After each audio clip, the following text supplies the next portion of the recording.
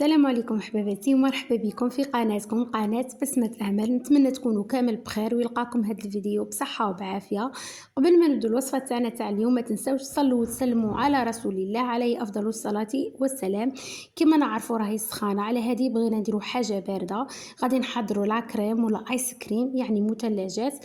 بالنسبة للمقادير تاع الوصفة اللي نحتاجوا كاس نتاع الماء يكون بارد، كاس نتاع الحليب كذلك يكون بارد، كاس تاع الشونتيي بومبي كيما رانا نشوفوا راه، ونحتاج كذلك 3 مغارف كبار نتاع الفلون ذوق الشوكولا ولا اي ذوق اللي تحبوه، ونحتاج ملعقه كبيره ونص نتاع العسل. هنا العسل غليته مده دقيقتين على نار تكون مجهده، غير بدا يغلي معنا كما قلنا مده دقيقتين نطفي عليه ونخليه حتى اللي يبرد باش نستعمله. هنايا نجيب البول نتاعي ندير فيه كاس نتاع الحليب، نضيف عليه كذلك كاس تاع الماء كما قلنا يكونوا باردين، نزيد نضيف عليهم 3 مغارف كبار نتاع الفلور يكون ذوق الشوكولا ولا اي ذوق تحبوه نتوما يبقى اختياري، ونزيد نضيف ملعقه كبيره ونص كما قلنا نتاع العسل. هنا لازم العسل نغلوه مده دقيقتين نخلوه حتى اللي يبرد باش نستعملوه في الوصفه. ونزيد كذلك كاس تاع الشونتيي، كما قلنا الكاس تاع الشونتيي لازم يكون بومبي شويه. هنايا ضفت كامل المكونات مع بعض نديرهم في الخلاط الكهربائي، نخليهم حتى ليتضاعف الحجم تاع الشونتيي تاعنا ويتخلطوا كامل المكونات مع بعض. هنايا اللي عندها الباتر تستعمل الباتر، انا ما كاش ما عندي بالباتر، على هذه استعملت البيترا، يعني خلطت كامل المكونات تاعي في البيترا حتى اللي يضاعف كما قلنا الحجم تاع الشونتيي تاعنا، ونتحصلوا على كريمه تكون خفيفه كما رانا نشوفوا.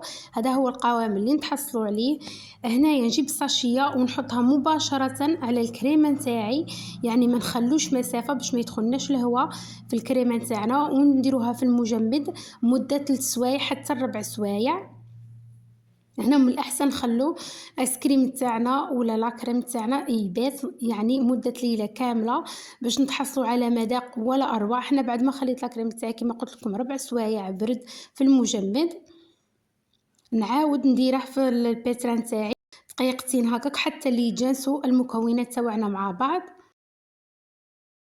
هنا بعد ما نديرو لا كريم تاعنا نطلعوه بالبيترا، من الاحسن نعاودو نردوه للمجمد باش يزيد يجمد معانا لا كريم تاعنا عاد باش نقدموه. هنا بعد ما برد لا كريم تاعنا درتها في الكيس الحلواني وبديت نقدم فيه بهذه الطريقه في هاد ليفيغين. هنا التقديم يبقى اختياري، كل واحد يستعمل الطريقه اللي تساعده، وبمكونات بسيطه تحصلنا على لا كريم ولا اروع، يجي قمه في البنه. نتمنى تجربوه وتخلوا لي ارائكم في التعليقات. وهنايا التزيين يبقى اختياري، انا زينته بالخطوط تاع الشوكولا يعني تزيين بسيط. كما قلنا التزيين يبقى اختياري كل واحد والذوق تاعه. ومن هذا المنبر نحب المشتركين الجدد اللي اشتركوا في القناه نقول لهم مرحبا بكم، كبرتوا لمتنا وكبرتوا عائلتنا. واللي مازال ما اشتركش في القناه نقول لهم ما تنساوش تشتركوا في القناه وتخلوا لي ارائكم فضلا وليس امرا. وهنا مقالق نقول لكم مع السلامه في فيديو جديد ووصفه جديده سهله واقتصاديه كما العاده. ونتمنى تكون عجبتكم الوصفه تاعنا تاع اليوم وجربوها.